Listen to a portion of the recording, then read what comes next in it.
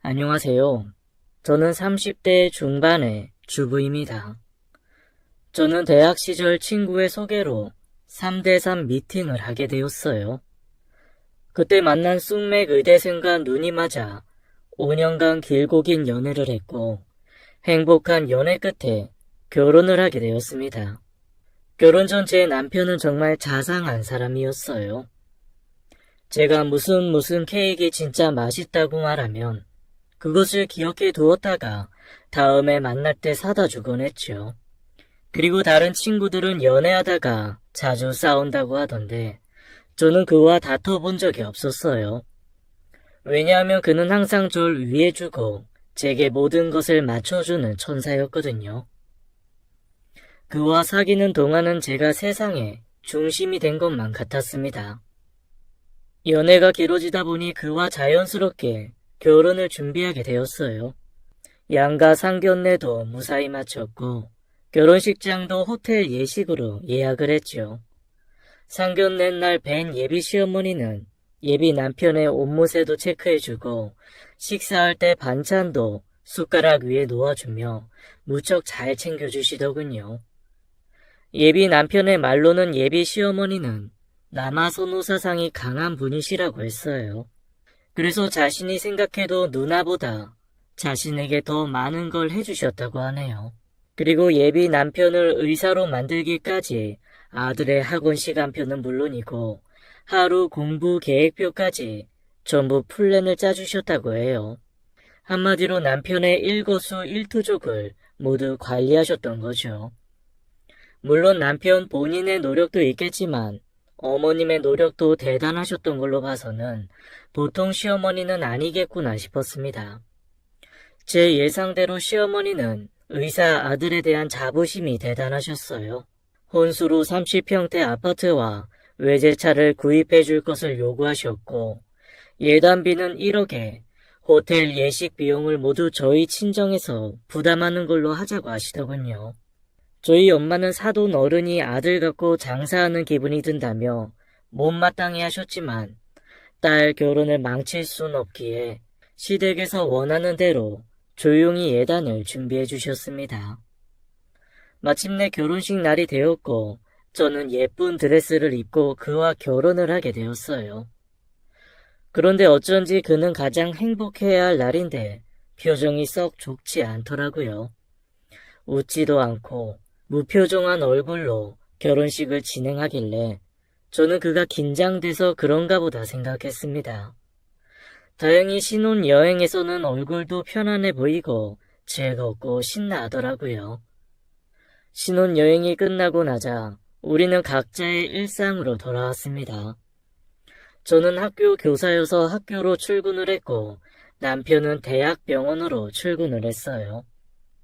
가끔 시어머니께 전화가 와서 전화통화를 하면 뜬금없이 저더러 절대로 일을 그만두지 말라고 얘기하시고는 끊곤 하시더라고요.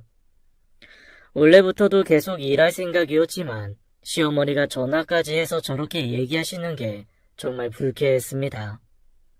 제가 느끼기에는 마치 자기 아들이 일해서 번 돈으로 편하게 집에서 쉬면서 놀고 먹지 말라는 의미로 들렸거든요. 그렇게 신혼생활 6개월쯤이 흘렀을까요?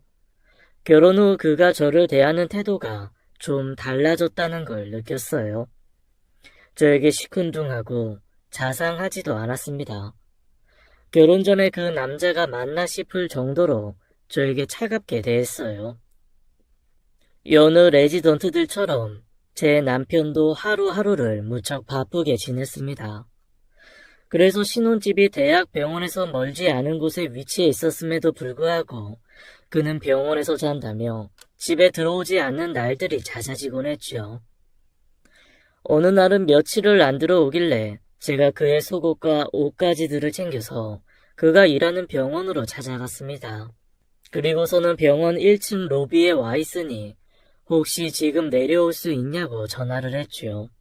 그리고 잠시 후 나타난 남편은 누가 저를 보기라도 할까봐 불안해하는 모습으로 옷이 담긴 쇼핑백만 낚아챈 후 고맙다는 말 한마디 없이 빨리 가 라고만 하고 휙 가버리더라고요. 그때부터 전 뭔지 모를 불안감이 들었어요. 뭔가 이상하다는 생각이 머릿속에 계속 맴돌았습니다. 그래도 애써 내 착각일 거라는 생각만 하려고 했어요. 다른 교수님들 계시니까 눈치 보느라 그런 건가? 라고 생각하기도 했고요. 그렇게 내가 남편에게 뒷전이다 싶은 나날이 계속되던 어느 주말 오후였어요. 저는 주말에는 일을 쉬기 때문에 집에서 밀린 집안일을 끝내놓고 쉬고 있었습니다.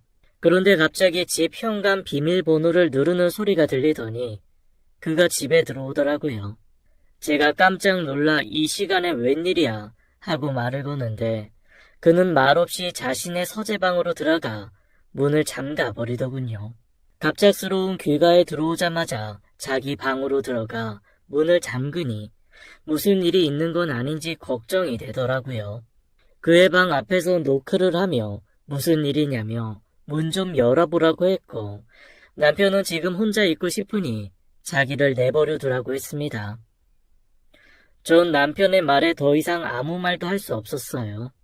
그저 시간이 좀 필요한가 보다 생각하며 무슨 일이 있는 건 아닌지 걱정스러워했죠. 나중에 병원에서 저에게로 연락이 왔고 알고 보니 그가 병원 생활에 지쳐서 병원을 뛰쳐나온 거였더라고요. 얼마나 힘들었으면 그랬을까. 남편이 정말 안쓰러웠습니다. 그에게도 쉴 시간이 필요했던 거였죠. 저는 그가 방에서 나올 때까지 말없이 기다려주었고 그를 잘 다독여 주었어요. 다음날 그는 다시 출근을 했습니다. 그렇게 해프닝이 끝난 줄 알았어요. 그리고 한 달 후쯤 또 그가 병원을 탈출했고 점점 탈출하는 빈도수가 많아지기 시작했어요. 하도 자주 병원을 뛰쳐나오니 이런 생각도 들더군요. 저희 친정에서 그에게 병원을 차려주길 바래서 저러는 건가 싶었습니다. 사실 저희 친정이 부유한 편이었거든요. 신랑에게 저희 집 재산에 대해 일일이 말한 적은 없지만 혹시나 하는 마음에 그런 생각이 들었습니다. 그러던 어느 날 그가 저에게 잠깐 자신에게 혼자 있을 시간이 필요하다며 당분간 떨어져 지내자고 하더군요. 저는 날벼락 맞듯이 남편에게 별거 통보를 받았네요. 그래, 많이 힘들어서 그렇겠지. 그를 이해해주자. 그의 이상 행동들을 참 많이도 참아주었습니다. 저는 친정에 가서 며칠을 부모님과 함께 지내게 되었어요. 결혼한 딸이 친정집에 머무르니 부모님 뵐 면목이 없더라고요. 그래도 저희 엄마는 제가 마음 상하지 않게 하시려고 잘 보듬어 주셨습니다. 하루는 엄마가 저에게 남편에게 연락을 해보라고 해서 연락을 해봤더니 답이 없더군요. 그렇게 친정집에서 며칠을 지내다가 남편이 연락도 잘 되지 않자 걱정되는 마음도 있고 출근을 위해 옷가지들도 더 챙겨올 겸 신혼집에 들리게 되었습니다. 남편은 병원에서 일하는 중인지 집에 없더군요. 서재방에 놓여있는 컴퓨터를 바라보다 아무 생각 없이 컴퓨터를 켜게 되었습니다. 평소에 컴퓨터를 잘 하지 않는데 그날 왠지 저도 모르게 컴퓨터에 눈이 가더라고요. 저는 컴퓨터를 이곳저곳 클릭하다가 못 보던 폴더가 보이길래 열어보게 되었어요. 그런데 그곳엔 너무나 충격적인 것들이 있었습니다. 폴더에 저장되어 있는 사진들 속에는 누드 차림의 여자와 남편이 호텔에서 함께 찍은 사진들이 잔뜩 있었어요. 더 충격적인 건 한 여자가 아니라 여러 명의 여자 사진들이었습니다.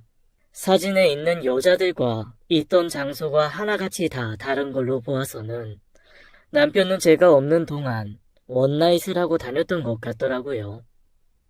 그 사진들을 보는데 심장이 쿵쾅거리고 온몸이 떨려 정신을 못 차릴 것 같았어요. 이 사람이 이러려고 내게 별거를 하자고 했던 거란 생각이 들자 배신감에 눈물도 나고 화도 났습니다.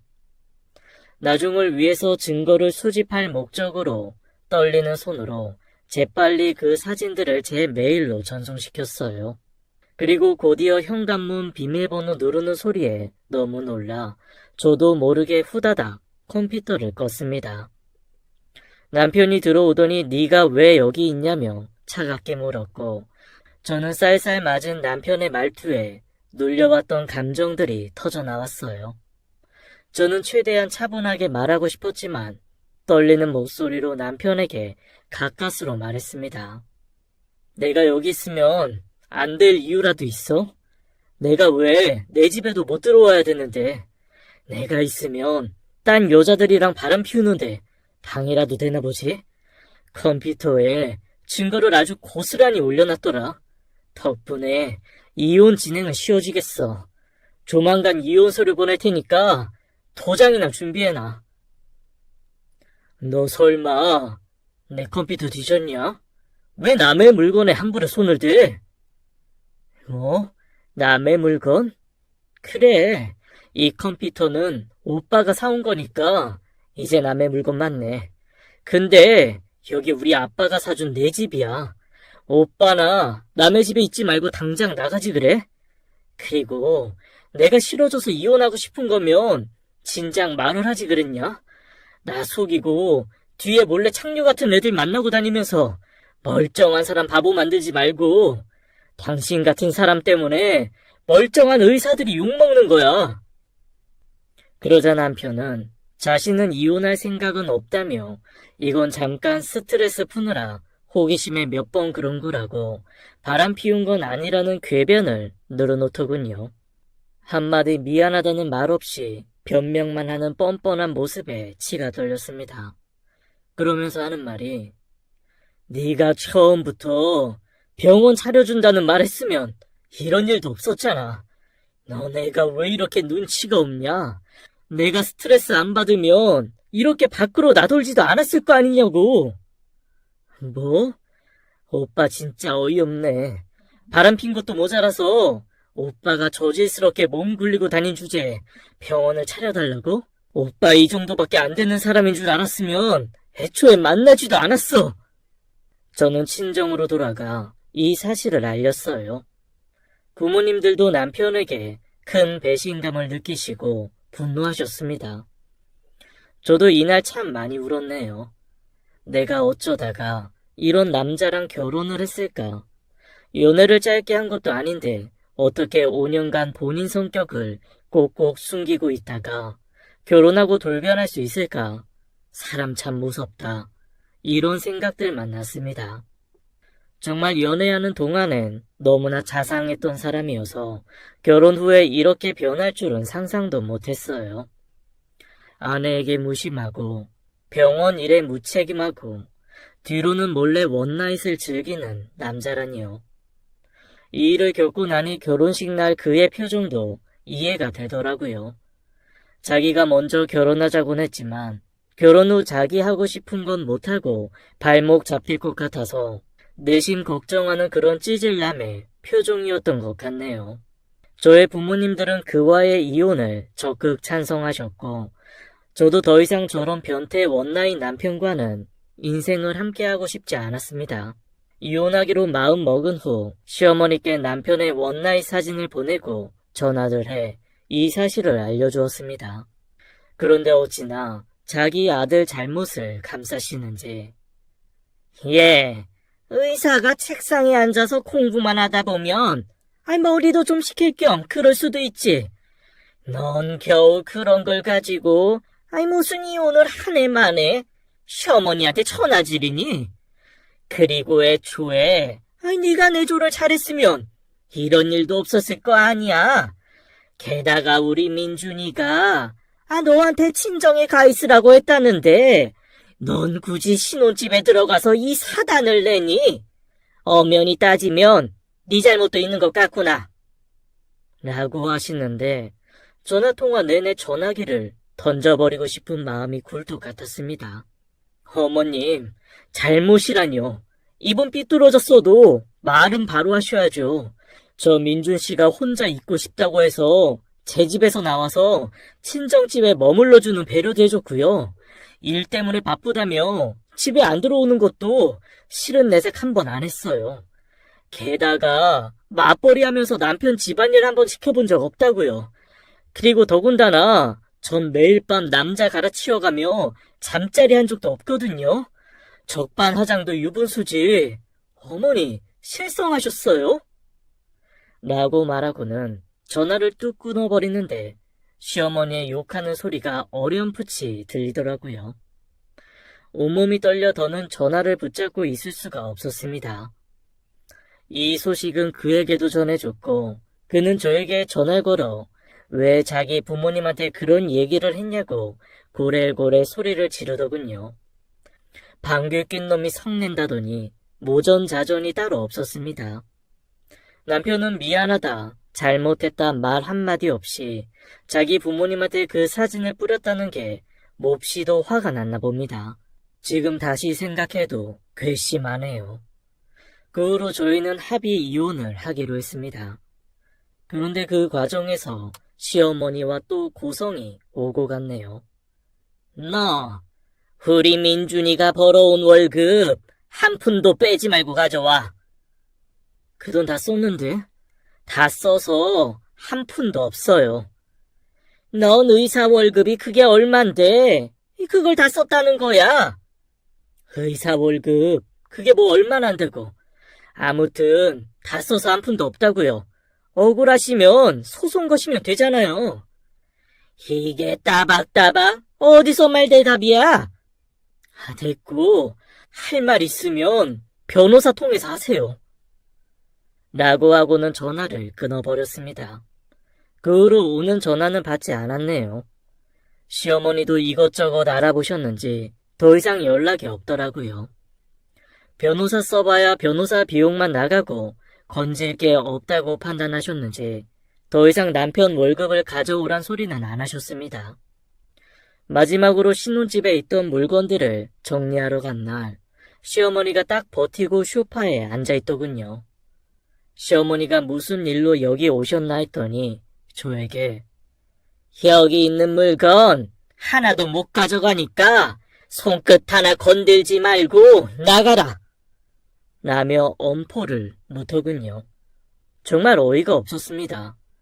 결혼할 때 시어머니가 요구한 예단대로 제 부모님이 마련해 주신 30평대 아파트였고 신혼살림도 고가의 가구와 가전으로 채워놓은 제 집이었습니다. 그런데 그걸 손끝 하나 대지 말라니 어이가 없더군요. 아주머니, 여기 이렇게 함부로 들어오시면 무단 침입으로 신고할 수 있어요. 당장 나가시죠.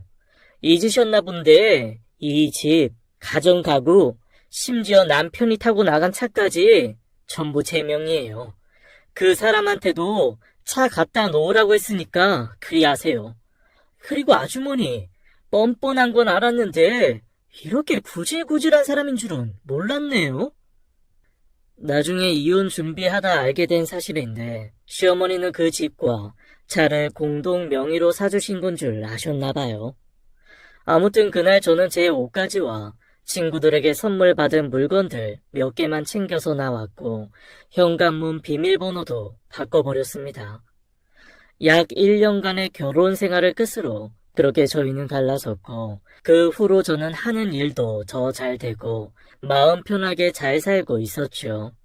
그러다 부모님이 미리 증여해 주신 현금으로 부동산 투자를 했고 그걸로 돈을 좀 벌게 되었어요. 큰 수익을 벌게 된 저는 부동산에 올인을 하며 시간을 보냈습니다. 그렇게 아파트 여러 채를 굴리다 보니 어느 순간 평생을 놀아도 먹고 살 정도로 돈을 벌게 되었어요. 부모님도 제가 부동산으로 수익을 보는 걸 보시더니 저에게 투자 감각이 있다며 투자를 많이 해주셨고 부모님 재산도 원래 많았지만 더 많이 불려드리게 되었습니다. 그 돈으로 저는 강남에 건물을 매입하게 되었어요. 물론 부모님의 지원이 있긴 했지만 제가 스스로 이렇게 큰 성과를 이뤄낸 것에 스스로 대견했네요. 저는 임대를 주며 건물 관리를 주로 하게 되었고 그러다 보니 주변 건물주들과의 모임을 종종 갖게 되었어요. 그리고 그곳에서 한 남자를 만나게 되었습니다. 그 남자도 강남에 건물을 갖고 있었고 이걸 주업으로 삼고 있더군요. 그와 함께 투자 이야기를 나누다 보니 관심사도 비슷하고 성격도 잘 맞아서 연애를 시작하게 되었어요. 사실 그와 연애하면서 이혼 이야기는 하지 않았습니다. 왜냐하면 연애는 해도 또 누군가와 결혼할 생각은 없었거든요. 그런데 그와 만나는 시간이 길어질수록 그에게 사실을 얘기해야겠다는 생각이 들었습니다. 사귄 지 1년이 지났을 무렵 어렵게 이혼 이야기를 꺼내려고 그를 만났습니다. 그런데 그가 먼저 제게 고백할 게 있다며 사실은 자기가 이혼남이라고 알려주더라고요. 저도 그에게 제 이야기를 들려주었습니다. 그는 부모님의 반대를 무릅쓰고 가난한 집의 딸과 결혼을 했대요. 그녀가 그와 결혼하자마자 명품 옷과 가방을 사들이기 시작했고 돈을 물 쓰듯이 썼다고 합니다. 하루는 와이프 이름으로 건물을 매수하려고 와이프의 통장을 오픈했는데 경악을 금치 못했다네요. 모아둔 돈은 한 푼도 없었고 오히려 마이너스가 찍힌 통장을 보고 와이프를 추궁하니 친정집이 어려워 도와드리느라 돈을 좀 썼다고 했는데 그 돈이 무려 5억이 넘는 돈이었대요. 그 후로도 1억을 더 달라고 하기에 처가댁에 전화를 드렸더니 자기네는 자네한테 돈 달라고 한 적 없다고 무슨 소리냐며 황당해 하더래요. 알고 보니 그의 와이프가 도박에 빠져 도박 빚에 시달리고 있었고 그때마다 마이너스 통장을 쓴 거라는 사실을 알게 되었다고 했습니다. 도박에서 헤어나오게 하려고 온갖 노력을 해봤지만 와이프는 정신을 못 차리고 심한 도박 중독에 걸려 이혼을 하게 되었다는 씁쓸한 이야기였습니다. 그의 이야기를 모두 듣고 난 후엔 제 이야기를 들려주었어요. 남자친구는 제 이야기를 다 듣고는 우리 둘 다 한 번씩 결혼에 실패한 사람이어서 오히려 다행이라고 했습니다. 그래서 우리가 만날 수 있었던 거라며 오히려 지금은 감사한 생각이 든다고 하더군요. 저희 둘은 서로의 과거를 털어놓고 오히려 더 사이가 돈독해졌고 그로부터 6개월 후에 결혼식을 올리게 되었어요.